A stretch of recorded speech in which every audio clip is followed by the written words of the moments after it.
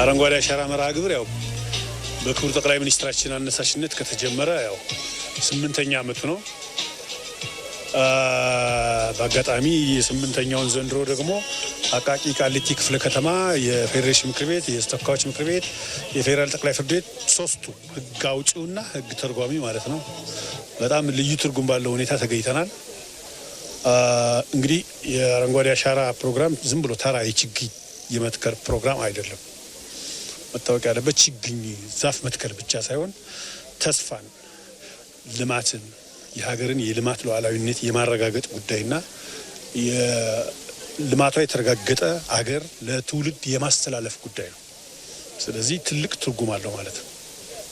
ስለዚህ ያንን ይዘን ዘንድሮም በዚህ ምክንያት ነው ተስፋን እንትከል ለሀገራችን፣ ለወጣቶች፣ ለተተኪዎች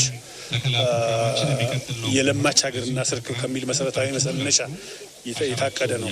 ባለፉት ዓመታት በኢትዮጵያ ውስጥ የተካሄደው የችግኝ ተከላ ፕሮግራም ምን ለውጥ አመጣ ነው? በወሳኝነት አንደኛ የህዝብ ተሳትፎን በከፍተኛ ደረጃ አረጋግጧል። በከፍተኛ ደረጃ። ሁለተኛ የአፈር መሸርሸርን አስቁሟል። በግብርና ላይ ከፍተኛ ለውጥ አመጣል። አንድ ግብርና የሚለካበት ዋነኛው ነገር የምርታማነት ለውጥ ሲኖር ብቻ ነው። ስለዚህ ምርታማነት ለውጥ አለ። ስንዴ ላይ የምርታማነት ለውጥ አለ።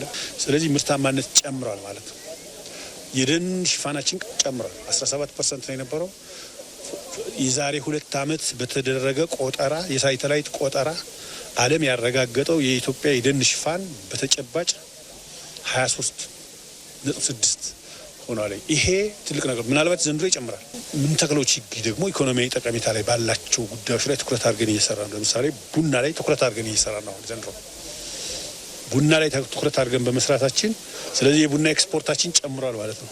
አካባቢ ተለውጧል። ወንዞች ተሻሽለዋል። አንዳንድ አካባቢዎች ላይ ያው ብዙዎቻችን ኢትዮጵያውያን ስለሆነ እናውቃለን። የደረቁ ወንዞች፣ የደረቁ ሐይቆች፣ የደረቁ ተፋሰሶች እንትን ብለዋል። ለምን ማለት የእንስሳት ማድለብ፣ የእንስሳት ሀብት ልማት በጣም ተሻሽለዋል። የወተት ምርት ከጊዜ ወደ ጊዜ እየጨመረ መጥቷል።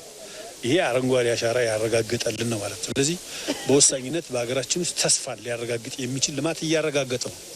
ይሄ ሁሉ ነገር ያለ ቻሌንጅ አይደለም። በጣም ብዙ ቻሌንጅ አለ። ኢትዮጵያ ውስጥ በርካታ ቻሌንጅ አለ። ለውጡን ለመከበር ቻሌንጅ አለ። ሰላም ለማስከበር ቻሌንጅ አለ። በዚህ ውስጥ ሆነን ግን ይህ ሁሉ ለውጥ እያመጣን ነው ያለ ነው ማለት ነው። ስለዚህ ይህ ኢትዮጵያውያንን ወደፊት የተሻለ ሀገር፣ የተሻለች ምድር፣ የተሻለች ኢትዮጵያን ለመገንባት እኛ ባደግንበት መንገድ ልጆቻችን እንዳያድጉ ሊያደርግ የሚችል ስራ እየሰራን ነው ያለ ነው ማለት ነው። ከዚህ በኋላ የሚኖረው ችግኝ ተከላውን ዛፍ መትከል ብቻ ነው።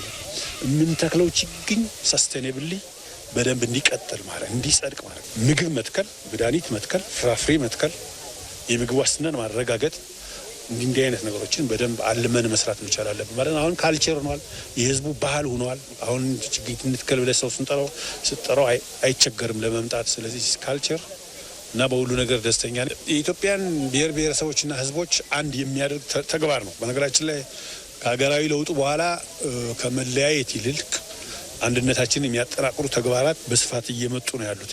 ያው ሰው በልዩነት ላይ የሚሰብክ ሁልጊዜ ልዩነቶችን ያነሳል ኖርማሊ። ስለዚህ ኢትዮጵያ ውስጥ አሁን ባለው ተጨባጭ ሁኔታ ያሉ በመካከላችን ያለው ወንድማማችነትና ተማማችነት እየተጠናከረ ነው ያለው። ይሄ ደግሞ እንዲህ አይነት የአረንጓዴ አሻራ ፕሮግራም በሀገር ደረጃ እንደ አንድ መርሃ ግብር ታቅዶ ሲፈጸም በህዝቦች መካከል ወንድማማችነትና እህትማማችነትን የሚያጠናክር ስራ ይሰራ ነው። ያያችሁት ነው። አሁን ከተለያየ ዲፈረንት ኮርነር ኦፍ የኢትዮጵያ አካባቢ ያለ ሰው ነው። ስለዚህ ቋንቋ አይለየውም፣ ማንነት አይለየውም። ይሄ ስራ ኢትዮጵያን የማልማት አጀንዳ ስለሆነ ሁሉም ሰው በጋራ የሚሰራው ስራ ነው። ይሄ በጣም ትልቅ ነገር ነው።